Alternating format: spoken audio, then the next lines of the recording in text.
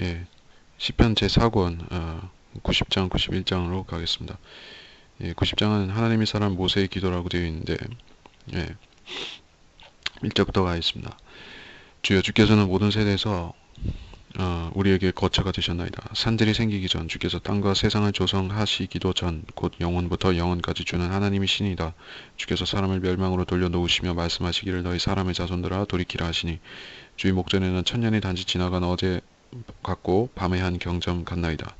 주께서 그들을 홍수로 쓸어 가시나니 그들은 잠자는 것 같고 그대 아침에 그들은 자라나는 풀처럼 되나이다. 풀은 아침에 피어나 자라다가 저녁에 꺾이고 마르나니 우리가 주의 성내심으로 인하여 소멸되며 우리가 주의 진노로 인하여 고난받나이다. 주께서 우리의 죄악들을 주 앞에 놓으시며 우리의 은밀한 죄를 주의 얼굴빛 가운데 두셨으니. 1절에서 이 우리가 등장했는데 누구인가? 모세 이전의 이스라엘 족장들의 세대를 말하는 것이죠.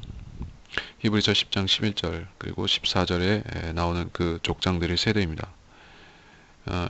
그 세대들은 팔레스타인 땅에 정착하지 못하고 그 순례자로 맴도는 생활을 했었죠. 그러다 이집트에 들어가서 430년간 종살이를 하다가 약속의 땅으로 들어가는 그 세대에 이르렀습니다. 그래서 그 카나안 땅에 들어가서 정착하고 살기 전까지는 정착하는 전까지는 그들에게 땅이 없었죠. 그래서 주께서 우리의 거처가 되셨다, 이렇게 설명하고 있는 것입니다.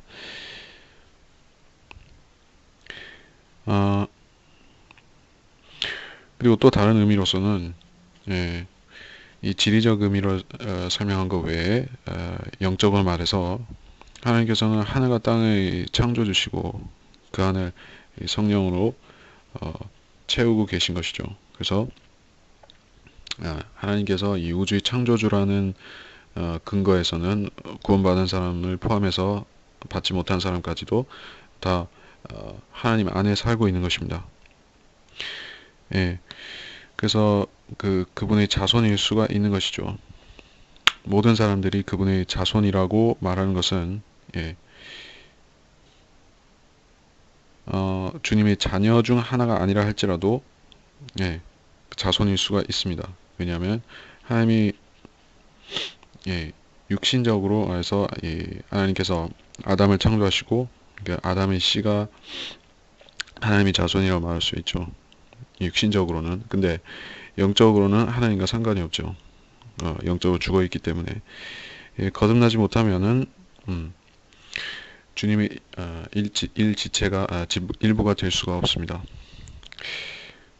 그러나 여기서 시편 90장에서 말하는 것은 거듭나지 못했으나 이 첫 번째 언약에 의해서, 아브라함의 언약에 의해서 주님 안으로 들어온 사람들, 그 이스라엘 사람들을 말하는 것이죠. 2절에서 산들이 생기기 전,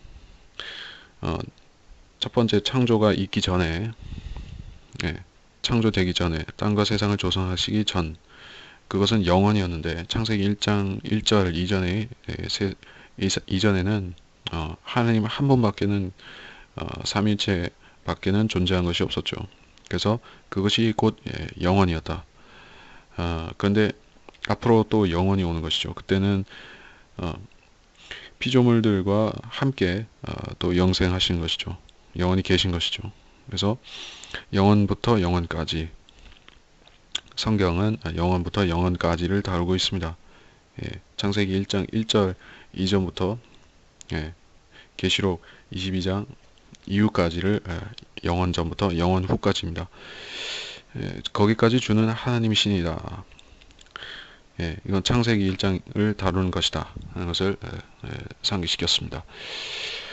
3절에서 사람의 자손을 멸망으로 돌려놓는다. 이 말은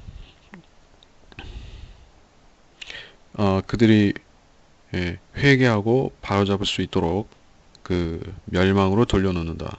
멸망에 처한 그 멸망이라는 것은 이 육신을 말하는 것이죠. 육신이 멸망할 수밖에 없다. 죽을 수밖에 없다. 그래서 사람의 수명을 70이요 강건하면 80이어도 그렇게 정해 놓으신 까닭이 무엇인가? 까닭을 설명하고 있죠. 너희 사람의 자손들아 돌이키라. 돌이킬 수 있는 시간, 기간을 그렇게 주신 것입니다. 70에서 80을 주신 것이요. 유예 기간인 것이죠. 그런데 어떤 사람들은 유예 기간이 더 짧을 수도 있고 혹은 더 길기도 합니다. 그러나 70이 아니라 그보다 짧다 할지라도 구원받기에는 충분한 시간인 것이죠. 자, 4절에서 주의 목전에서는 천년이 지나간 어제 같다. 그리고 밤의 한 경점 같다는 말씀은 베드로 후서에 나오는 동일한 말씀입니다. 베드로 후서 3장 8절에 그러한 구절이 있습니다. 네, 이 구절이 예언적으로 또 아주 중요한 구절인 것이죠. 천년이 하루인 그 예언 체계에서 말하는 것인데 여기서 말하는 이 천년이라는 것은 밤의 한 경점이라 이렇게 말씀하고 있습니다. 이 구약 시대를 밤이라고 말할 수 있죠. 그래서 신약 시대에도 또한 밤입니다. 전부 밤이에요.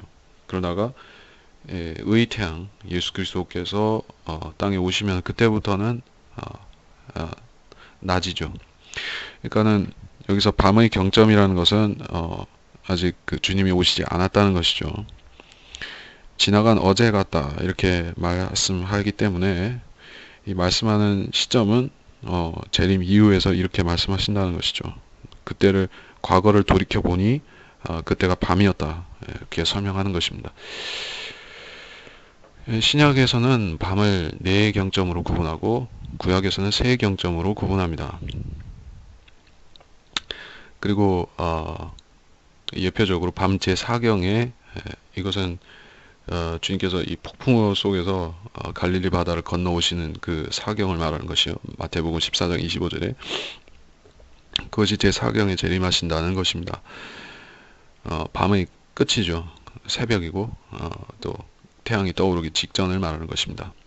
그리고 또 그때는 세 번째 천년에 해당이 됩니다. 출애굽기 19장 11절에 그 세 번째 날입니다.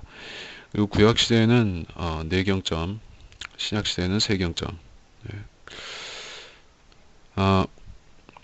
5절 주께서 그들을 홍수로 쓸어 가시나니 잠자는 것 같고 아침에 자라나는 풀처럼 된다. 인생이 짧고 허무하다는 사실을 보여주는 것인데 비유적인 말씀인 것이죠. 홍수로 쓸어 간다는 것은 실제적인 홍수를 말하는 것은 아닙니다. 노아의 홍수나 다른 홍수를 말하는 것이 아니라 인생이 마치 그렇게 번성할 때는 이렇게 아름답게 번성하다가 인생이나 나라나 인간이 만든 모든 문명이나 이런 것들이 이 기반을 어느 정도 닦아 놓으면은 갑자기 홍수가 와서 다 쓸려가 없어진다는 것이죠. 그런 것은 너무나 많이 볼 수 있는 것이죠. 고대 이집트 문명, 메소포타미아 문명, 그리스, 헬라 제국, 로마 이런 것들은 전부 홍수에 쓸려간 것 같은 그런 폐허밖에는 지금 남아 있는 것이 없습니다. 우리는 그 폐허를 보고 그때 보잘것 없었을 것 같이 생각하지만은 그때는 엄청난 문명들이 있었던 것이죠. 근데 지금은 돌무더기들만 남아 있습니다. 그래서 인생이 홍수와 같다. 근데 또 인생은 풀과 같다. 홍수로 쓸려가는 것과 같고 또 잠자는 것 같고 이 잠잔다는 것은 기억을 못 한다는 것이죠. 저희가 몇 시간을 잤는지 얼마나 고나게 잤는지 기억을 못하고 일어났을 때는 자신의 기억은 잠자기 전과 그 중간이 끊어져 있습니다. 그러니까 완전히 없어지는 것이죠. 소멸된 것과 같습니다. 그리고 아침에 그들은 자라나는 풀처럼 된다. 이것은 많이 사용된 표현인데 베드로전서에도 또 이사야서에도 나오는 표현입니다. 이 풀과 같기 때문에 쓸모없는 풀, 이 쭉정이나 아니면은 그 독보리들 같은 경우에는 그것이 용광로에서 태워져야만 되는 것이죠. 저주받았기 때문에 태워지는 풀입니다. 그리고 악인을 또 풀로 비유하는 경우도 많이 있습니다. 7절에서 주의 성내심으로 소멸되고 진노로 고난받는다. 여기서는 일반적으로 모든 구원받지 못한 사람들이 이렇게 되는 것이죠. 소멸된다. 육신이 그러하다. 육신이 죽을 수밖에 없고 또 소멸되지만은 소멸돼서 끝은 아닌 것이죠. 다시 몸으로 일어나야 되고 그러면 그때는 불못으로 가는 것이죠. 주의 진노로 고난받나이다. 역시 구원받지 못한 사람에 대한 것입니다. 8절에서 우리의 죄악들을 주 앞에 놓으시며, 자, 죄악들을 은밀한 것들을 그 주님께서 책에 기록해 놓으시고 또 들춰내신다 하는 것을 말씀하고 있습니다. 이것은 계시록에 계시록 20장을 한번 찾아보고 가도록 하겠습니다. 큰 백보자 심판에 대한 구절인데 잘 알만한 구절입니다. 거기 보면 이것이 최후의 심판인데 또 내가 큰 백보자 그 위에 앉으신 분을 보니 그의 면자에서 땅과 하늘이 사라졌고 그들이 설 자리도 보이지 않더라. 또 내가 죽은 자들을 보니 작은 자나 큰 자나 하나님 앞에 서 있는데 책들이 펴져 있으며 또 다른 책도 펴져 있는데 그것은 생명의 책이라. 죽은 자들은 자기들의 행위에 따라 그 책들이 기록된 대로 심판을 받더라. 바다도 그 안에 있던 죽은 자들을 넘겨주고 또 사망과 지옥도 그들 안에 있던 죽은 자들을 넘겨주니 그들이 각자 자기들의 행위에 따라 심판을 받으며 사망과 지옥도 불못에 던져지니 이것이 둘째 사망이라. 누구든지 생명의 책에 기록되지 않은 자는 불못에 던져지더라. 이것이 백보자의 심판입니다. 거기서는 은밀한 것들이 드러나고 심판을 받습니다. 로마서에도 같은 내용이 나와 있습니다. 사람들이 은밀한 것들을 드러내고 심판하신다 이렇게 되어 있습니다. 심판하신 기준은 성경에 근거한 것입니다. 그리고 9절부터 우리의 모든 날이 주의 진노 가운데 지나가며 우리의 연수가 한갓 이야기처럼 지나가나이다. 우리의 연수가 70이요 강건하면 80이어도 그 연수의 힘은 수고 슬픔이니 그것이 곧 끊어지면 우리가 멀리 날아가나이다. 누가 주의 성내심의 능력을 아나이까? 주의 두려움에 따라 주의 진노가 있나이다. 여기까지. 우리의 모든 날이 진노 가운데 지나간다. 이야기처럼 지나간다. 이야기라는 것은 소설 같은 것을 말합니다. 소설에는 주인공이 있고 등장인물들이 있는데 우리들 각자는 인생들 각자는 자기가 주인공이 된 소설 같은 이야기를 쓰고 있는 것입니다. 모두가 자기가 주연으로서 이야기를 쓰고 있습니다. 이야기를 만들어 가고 있습니다. 그 이야기라는 것은 자기가 쓰고 싶은 대로 쓸 수가 있는 것이죠. 좋게 쓰든 나쁘게 쓰든 할 수가 있습니다. 선한 역할도 할 수 있습니다. 악한 역할도 합니다. 근데 성경의 말하자면 인생이 쓰는 그런 이야기들이 그 안에 들어있는 것입니다. 성경이 우리와 상관이 없다고 생각한다면, 죄인과 상관이 없다고 생각한다면 그 사람은 무척 위선적인 것이죠. 성경에는 인간이 시도할 수 있는 모든 자기가 행복하기 위해서 시도할 수 있는 것, 자기가 의미 있게 살라고 해서 시도하는 모든 것이 다 들어 있습니다. 철학이 있고 과학이 있고 종교가 있습니다. 그래서 성경은 솔로몬을 제시하는데 솔로몬과 같은 사람은 세상의 지혜를 다 가졌던 것이죠. 하나님이 준 지혜였는데 그래서 그 지혜가 그 지혜를 자기 정욕을 위해서 쓰니까 그 사람은 생의 의미를 잃어버리고 방황을 한 것입니다. 그래서 우상 숭배자가 되었죠.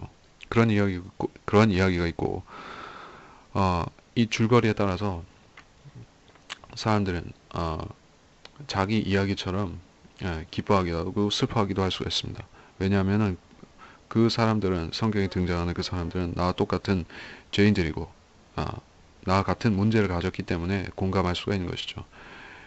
인생들이 소설을 보는 이유도 마찬가지인데 소설의 단점은 그것은 미화가 되어 있다는 것이죠. 소설들은 항상 미화를 시킵니다. 그래서 주인공들을 더 원래보다 더 좋게 선하게 만들기도 합니다. 그러나 성경은 그렇게 하지 않는 것이죠.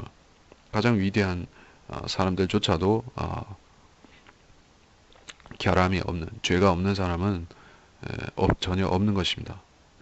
모세도 죄를 지었던 것이고, 아브라함도 저기 문제가 있었습니다. 누구나 마찬가지로. 그렇기 때문에 성경은 진솔한 이야기인 것이죠. 정직한 이야기고 속임수가 없습니다. 그리고 우리 자신을 명확히 돌아보게 만드는 것입니다. 죄인으로서 우리 처지를 깨닫게 만들어주는 그런 우리한테 교훈을 주는 이야기들인 것입니다. 여기서 도덕적인 교훈을 볼 수가 있을 뿐만 아니라 우리가 율법에 가면 우리가 여기에서 등장하고 죽는 사람들과 같이 똑같이 죽어야 된다는 사실을 아는 것이죠. 그것이 우리가 배울 수 있는 교훈입니다. 10절에서 우리 연수가 70이요 강건하면 80이다. 이게 누구에 대한 것인가? 모세 당시의 세대를 말한다기보다는 다른 것을 말하고 있는 것 같습니다. 왜냐? 이 시대의 사람들은 지금보다는 더 오래 살았던 것이죠. 여호수아나 칼렙은 오래 살았습니다. 우리 연수라는 것은 우리한테 이 시대, 이 세대의 적용이 마지막 시대에 적용이 된다. 그렇게 보면 됩니다.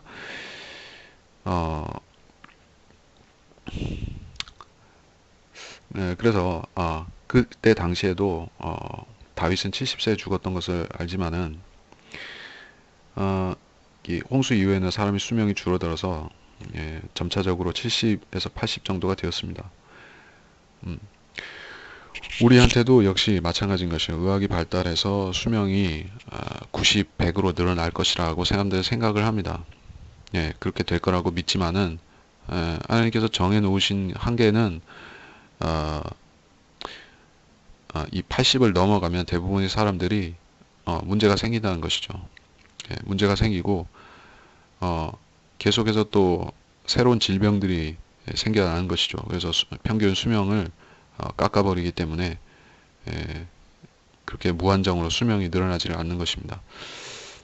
천년왕국에 들어가면 그때는 사람들이 수명이 나무같이 그렇게 늘어나는 것이지만 지금은 그렇지가 않다.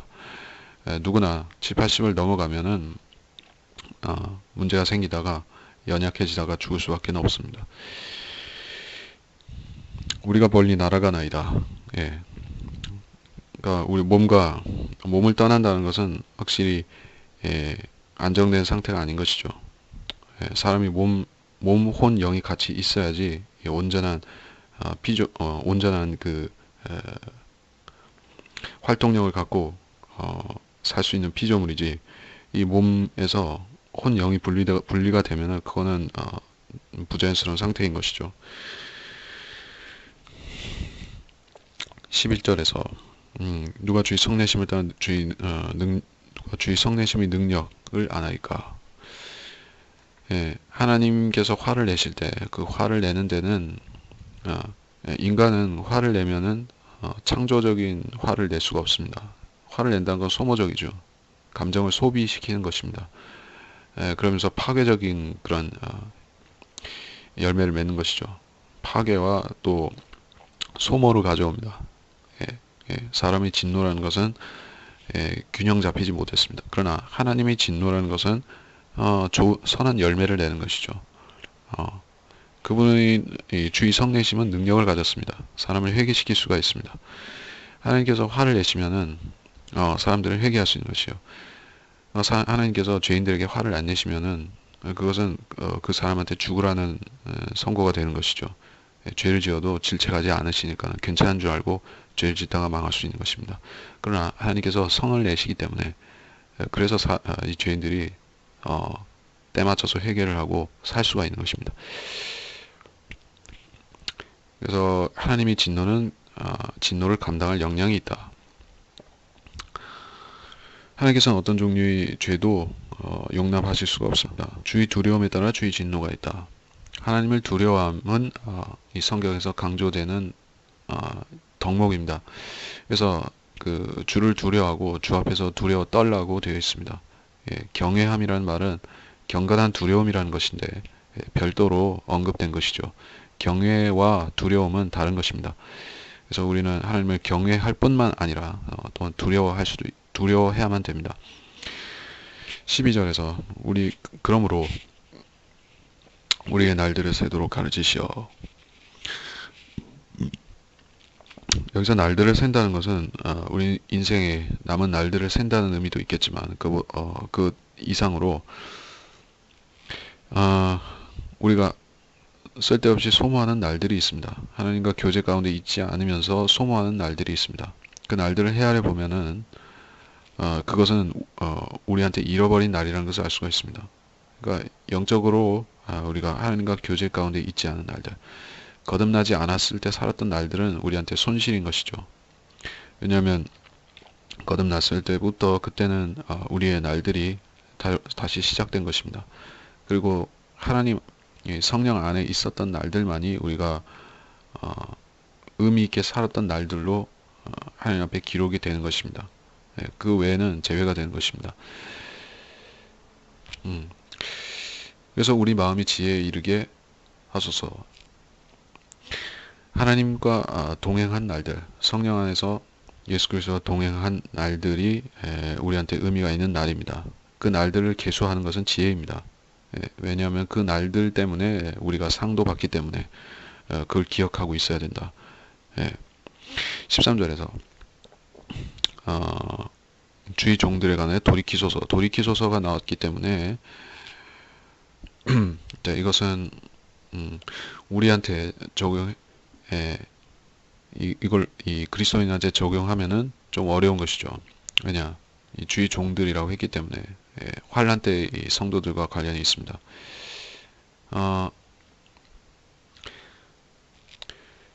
이 14절에서 아침의 주의 자비로 아침이 나왔는데 아침은 예언적으로 재림의 때를 말하는 것입니다. 재림의 날을 말하는 것이고 주의 자비로 우리를 만족해 하시고 평생 동안 즐거워하고 우리로 기뻐하게 하소서. 평생 동안 그 평생은 천년왕 때 가면은 70에서 80의 평생이 아니라 1000년 정도 되겠죠. 그러한 긴 날들 동안 우리로 즐거워하게 기뻐하게 하소서. 그것은 아침이 언제 오느냐? 아침이 오면 그때 이루어지는 일입니다. 주의 자비도 그때 나타나게 될 것입니다.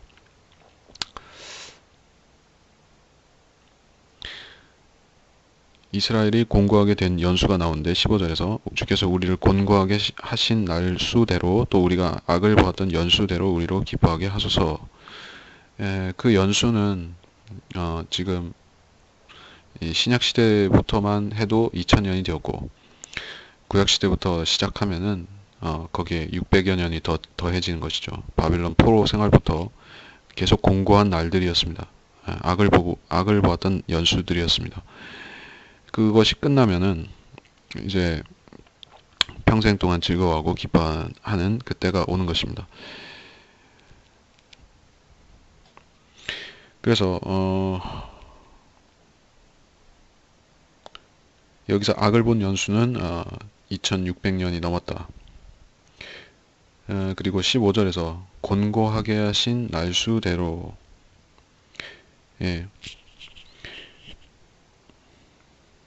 공고하게 하신 날수대로 이것도 마찬가지라는 것입니다. 그리고 16절에서 주의 일을 주의 종들에게 주의 영광을 그들의 자손들에게 나타내시며 주 우리 하나님의 아름다움이 우리에게 있게 하소서. 주께서는 우리 손의 행사를 우리에게 경고히 세우소서. 정녕 주께서는 우리 손의 행사를 경고히 세우소서. 주의 종들 그들의 자손들 예언적으로는 그리스도인 보다는 유대인들 화려한 성도들을 말하는 것입니다. 그 주의 영광을 그들에게 나타낸다는 것은 재림을 말하는 것이겠고요. 주 우리 하나님의 아름다움, 예수 그리스도의 나타나심을 말하는 것이죠. 육신으로 이 땅에 재림하시는 그 하나님의 아름다움, 예수 그리스도를 말하는 것입니다. 우리 손의 행사를 세우소서. 우리 손의 행사, 이 땅을 다스리는 것을 말하는 것입니다. 통치와 관련해서 견고히 세운다. 이스라엘 나라를 견고하게 세운다는 말씀을 하고 있습니다. 그래서 이것은 16절, 17절은 재림과 관련된 준비하는 기도라고 할 수 있습니다. 91장으로 넘어가서 지극히 높으신 분의 은밀한 곳에 거하는 자는 전능하신 분의 그늘 아래 살리로다. 내가 주에 관하여 말하기를 그는 나의 피난처시요 피난처시며 나의 요새시요 나의 하나님이시니 내가 그를 신뢰하리라 하리로다. 참으로 그가 너를 새 사냥꾼의 덫과 지독한 전염병에서 건져내시리라. 그가 너를 자기 깃털로 덮으시니 내가 그의 날개 아래서 신뢰하리로다. 그의 진리가 너의 작은 방패와 큰 방패가 되리니 내가 밤에 공포나 낮에 나가는 화살이나 어둠 속에서 만연하는 전염병이나 백조의 황폐케 하는 멸망을 두려워하지 아니하리로다. 천명이 내 옆에서 만명이 내 오른편에서 쓰러질 것이나 그것이 내게는 가까이 오지 못하리라. 자, 이것은 환란 때의 피난처와 관련된 기도로 시작됐습니다. 여기서 이 신약적으로 신약에서는 3절부터 13절까지가 예수 그리스도한테 적용이 되고 또 환란 성도한테도 적용되는 구절들이 3절, 5절, 6절, 10절 그러합니다. 그리고 1절부터 일단 이 은밀한 곳이 어딘가 지극히 높으신 분의 은밀한 곳이라고 했습니다. 이 곳은 피난처를 말하는 것입니다. 대환란 때 피난처를 말하는 것이고 전능하신 분의 그늘이라고 했기 때문에 이것은 어미 닭의 날개 그늘 아래 마태복음 23장 37절에 주님이 자신을 암탉이라고 새끼들을 품는 암탉이라고 그렇게 말씀하셨습니다. 그래서 그 날개 그늘 아래에 있는 것이죠. 또 독수리 날개라고도 표현했습니다. 출애굽기 19장 4절에 그것이 바로 전능하신 분의 그늘이고 은밀한 곳입니다. 그리고 그것은 예수 그리스도께서 직접 보호하시는 장소입니다. 2절에서 그는 나의 피난처시며 나의 요새시요 나의 하나님이시 내가 그를 신뢰하리로다. 그는 나의 피난처시며 요새시요. 이게 하나님께서 이스라엘 백성에게 피난처와 요새가 되어주신다 하는 말씀이죠. 근데 그 피난처가 되어주시는 형태가 바로 한 성읍을 예비하셔서 페트라라는 곳으로 들어가게 하시는 그걸 말하는 것입니다.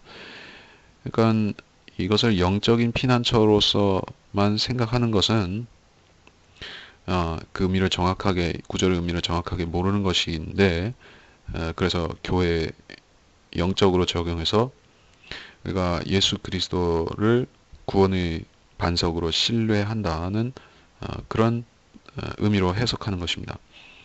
물론 우리도 주님을 그렇게 피난처로 신뢰해야 되는 것은 맞습니다. 영적으로 적용하자면 그렇게 할 수 있는 것이죠. 또 해야 되는 것이고. 근데 여기서는 1차적으로는 이것이 문자적으로 이루어지고 피난처가 필요한 사람들, 그 3년 반 동안의 피난처를 들어가야 되는 사람들이 있기 때문에 이 말씀을 주셨다는 것입니다. 그걸 까먹게 되면은 가장 중요한 것을 잊어먹는 것이죠. 그럼 영적인 적용을 해도 제일 중요한 것을 잊어버렸기 때문에 아주 공허한 해석이 될 수가 있는 것입니다.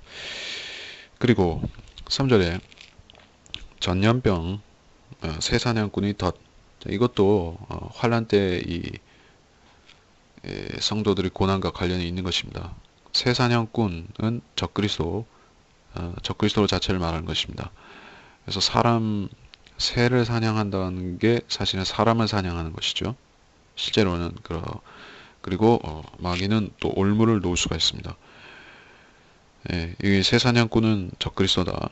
그리고 지독한 전염병은 실제 전염병을 말하는 것인데 여기서 노이섬이라는 말을 썼습니다. 악취가 난다는 뜻이기 때문에 피부병이면서 이것은 즉 그 문둥병 같은 피부병을 말하는 것입니다. 환란 때 이런 질병이 만연할 것이기 때문에 계시록 16장 2절에 보면 또 나오는 것입니다. 악취가 나는 심한 헌데라고 나옵니다. 그래서 덫은 그 날이 덫과 같이 임한다 이렇게 말씀하셨습니다.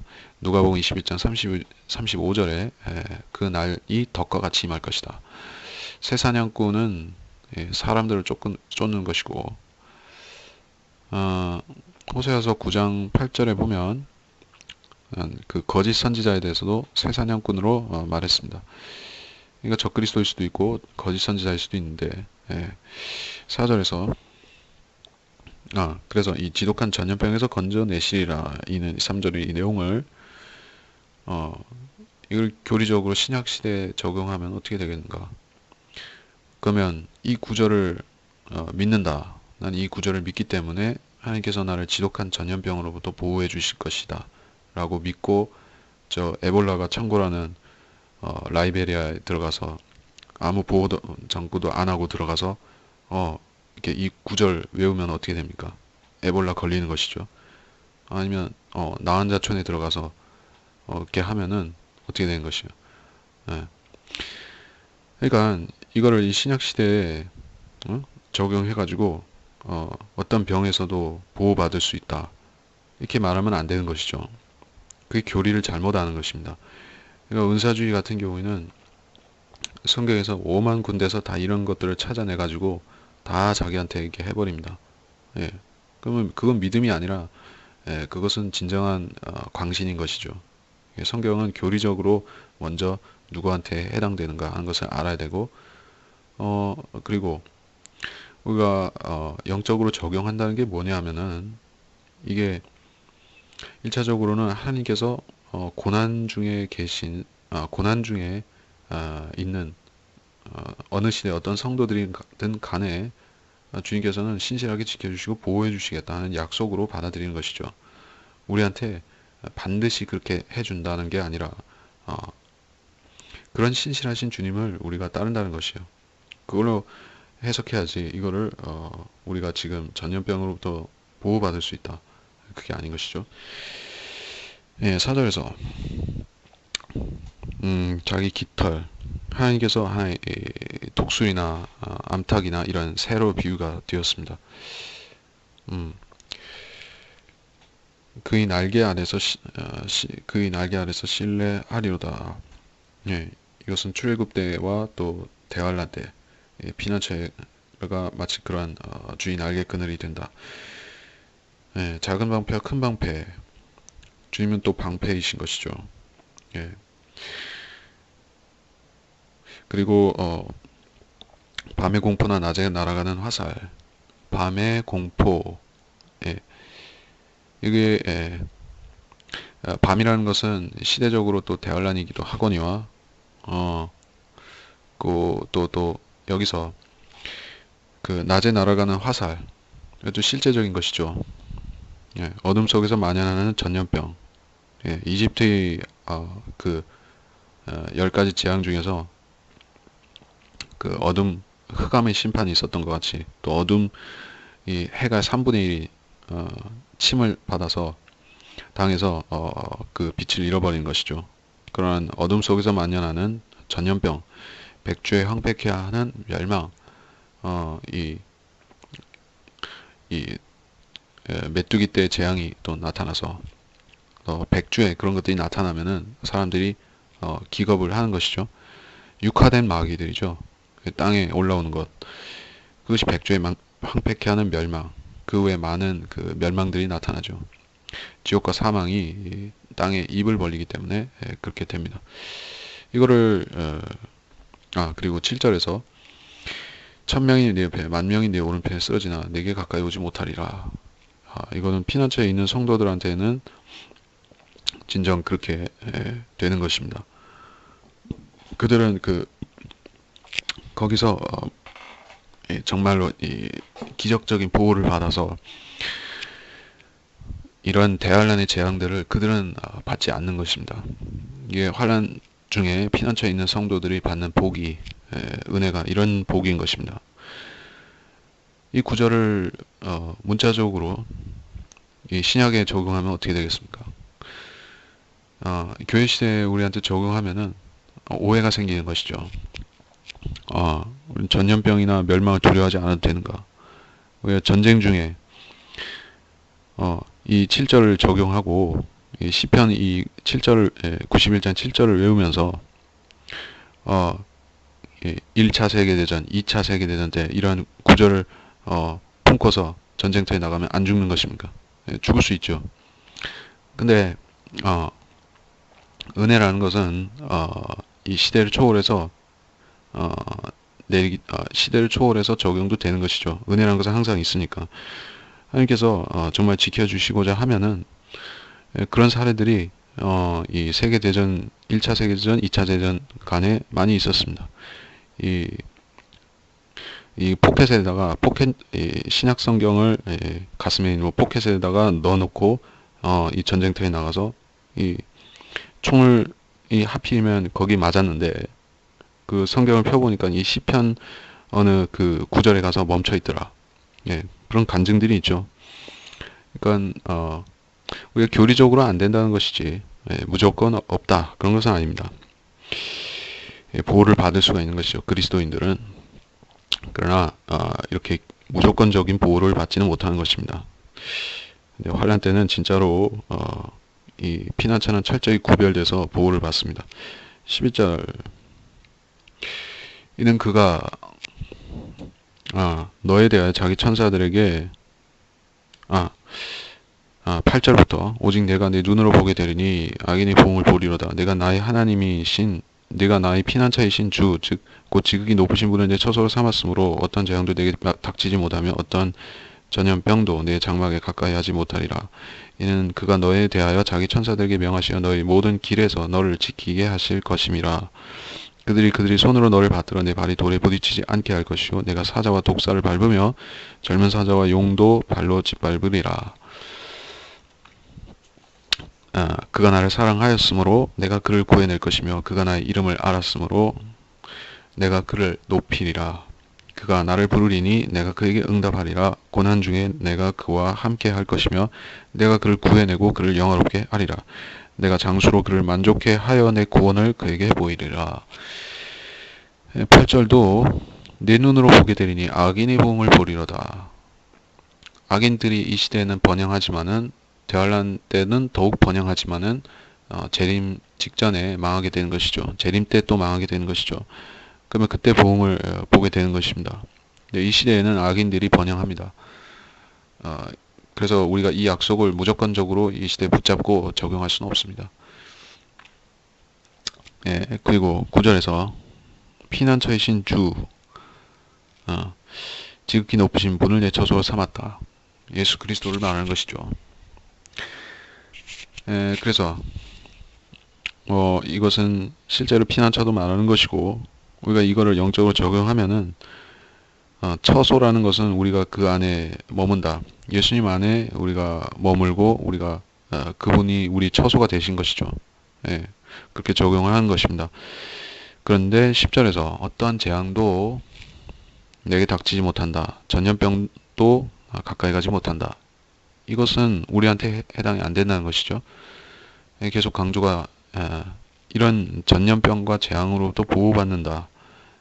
이런 것이 계속 강조가 되는 이유가 환란 때 그런 일들이 전염병과 재앙으로부터 수많은 사람들이 죽을 것이기 때문에 성도들은 거기서 구별돼서 보호를 해주신다는 것을 여기서 약속을 하는 것입니다. 그리스도인들은 사고로 죽을 수 있죠. 전염병으로부터 해를 당할 수가 있는 것입니다. 이것을 정말로 교리적으로 이렇게 주장할 수가 있는 사람은 대환란 중간에 피난처로 들어간 그 사람들한테는 해당이 될 수가 있습니다. 그 대환란 성도들도 전부 다 그런 것은 아니죠. 일부는 이 피난처로 들어가서 이렇게 보호를 전염병과 재앙들로부터 지켜지지만 더 많은 환란 성도들은 잡혀서 고난을 받고 죽임을 당하겠죠. 예, 그들은 이걸 또 붙잡을 수 없는 얘기입니다.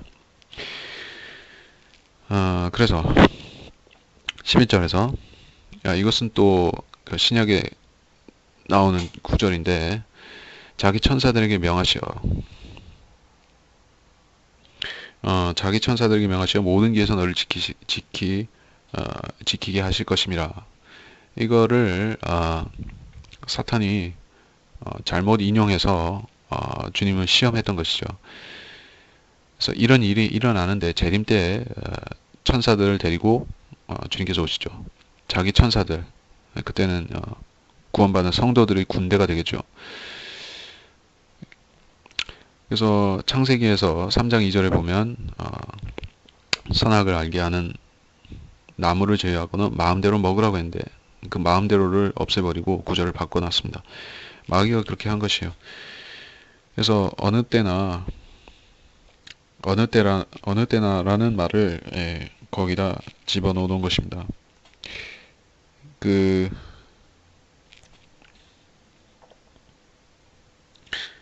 그들이 손으로 너를 받들어 내 발이 돌에 부딪히지 않게 할 것이요 네가 사자와 독사를 밟는다. 사자와 독사 둘 다 적그리스도와 또 사탄과 관련이 되는 짐승이다. 용은 당연히 그러합니다. 실제적으로 다 나타나는 것이죠. 용은 실제적이죠. 그래서 일곱 머리와 열 뿔을 가진 그 용이고 욥기 41장의 리비아단이고 이것은 당연히 어떤 이 지상에 있는 어떤 짐승이 아닙니다.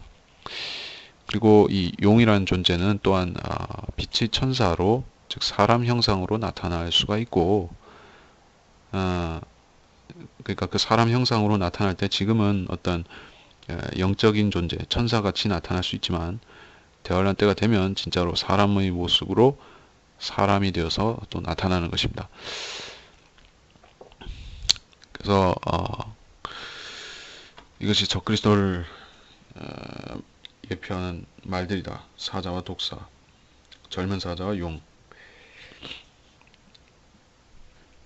그리고 14절에서 그가 나를 사랑하였으므로 내가 그를 구해낼 것이며 그가 나의 이름을 알았으므로 내가 그를 높이리라. 이것은 예수 그리스도께 100% 적용되는 말씀이죠.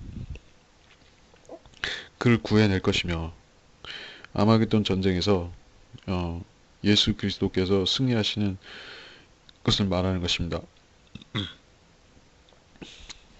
내가 그를 구해낼 것이며 또 초림 때 고난에서 이 십자가 고난에서 구원받으신 것을 말하는 것입니다.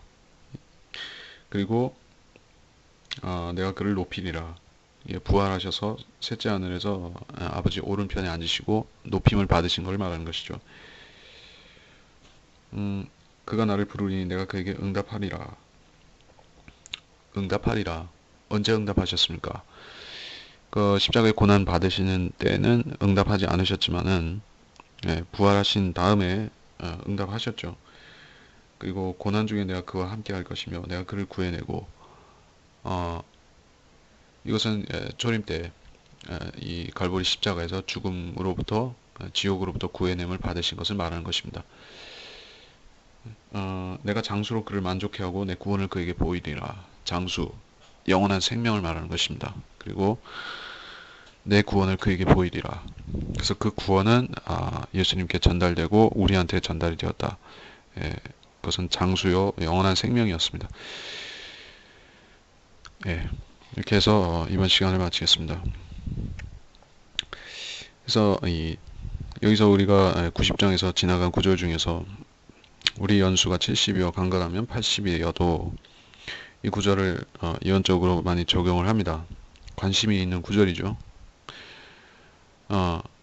그래서 이 시편의 이 90장과 이 90장의 내용이 이 이스라엘의 회복, 주께서 이스라엘의 자비를 주시는 것, 재림과 관련이 된 그것이기 때문에 우리가 이 10절을 특별하게 다뤄야 되는 것입니다. 그냥 일상적으로 사람의 수명이 그러하다, 70이요 80이라는 그 의미 이상으로 더 예언적인 게 있다, 그렇게 보는 것이죠. 91장에서는 적그리스도와 대환란에 대해서 나왔고, 그리고 예수 그리스도의 초림 때 십자가 고난에 대해서도 나왔습니다. 그래서 후반부에서 초림이 나왔었죠. 11절부터. 근데 초림과 재림이 또 섞여 있는 것이죠. 자, 이런 식입니다. 예수 그리스도에 대해서 성경이 시편이 다룰 적에 초림과 재림이 서로 섞여 있습니다. 순서와 크게 상관이 없이 재림이 먼저 나올 수도 있습니다. 자, 그러니까 우리가 이런 구절을 조금 오해하면은 재림 신앙에 빈틈이 생기는 것이죠. 또는 믿을 수가 없게 이렇게 생각이 잘못되는 것입니다. 그렇기 때문에 우리가 재림을 오해하지 않도록 재림을 초림으로 또 초림 구절을 재림으로 이런 식으로 뒤섞지 않도록 나눠 공부하는 것이 정말로 필요한 것입니다. 그래서 이번 시간을 마치도록 하겠습니다. 하나님 아버지, 이번 시간에 통해서 모세의 기도에서 우리가 이 생과 사에 대한 우리 이 인생의 덧없음에 대한 교훈을 얻었습니다. 그러나 주님께서는 인생을 덧없게 지으신 것이 아니라 70이요 아니면 강건하면 80이어도 수고와 슬픔으로 끝나는 인생이 아니라 그 끝에 영생을 예비해 놓으셨는데, 우선 이 예수 그리스도를 통해서 우리한테 주시기로 작정하시고 예언해 놓으신 그 영생을 우리한테 주시는 것입니다. 그리고 또 왕국도 주시는 것입니다. 자, 우리가 그런 은혜를 성경을 보지 않고 어떻게 어디서 그것을 깨달을 수가 있습니까? 세상은 그거를 알려주지 않고 세상에는 그런 지식도 없습니다. 성경에서만 우리가 찾을 수가 있습니다. 그리고 성경에서는 91장에 말씀하셨듯이 이 세상에 크나큰 고난의 때가 있다는 것을 알려주셨습니다. 그것은 세상 사람들이 모르는 것이요, 성경에만 알려져 있습니다. 누가 이것을 알고 지식이 있는 사람처럼, 현명한 사람처럼 미리 대비하는 사람이 되어서 경고할 수 있고, 또 우리가 구원받지 못한 이웃과 가족을 위해서 이로 인해서 우리가 간구를 할 것입니까? 이 큰 고난의 때와 환란에 들어가지 않도록 우리가 사람들을 거기서 끄집어내야 되는 것이 아닙니까? 그러므로 우리가 이 말씀에서 그런 교훈을 얻습니다. 우리가 경각심을 받지 못한다면, 우리가 시대를 깨닫지 못한다면 복음 전파의 시급함을 알 수가 없을 것입니다. 그러니까 주님께서 이런 말씀을 깨우쳐 주심으로 인해서 우리는 자기가 우리들이 어느 시대에 어떻게 살고 있는지를 알고 때가 어떤지를 알아서, 또 때가 악한 줄을 알아서 우리가 사랑하는 사람들을 이 사망에서 생명으로 옮겨 놓을 것입니다. 우리가 그런 교훈을 얻을 수 있게 인도해 주시옵소서. 감사드리오며 위대하신 주 예수 그리스도의 이름으로 기도합나이다. 아멘.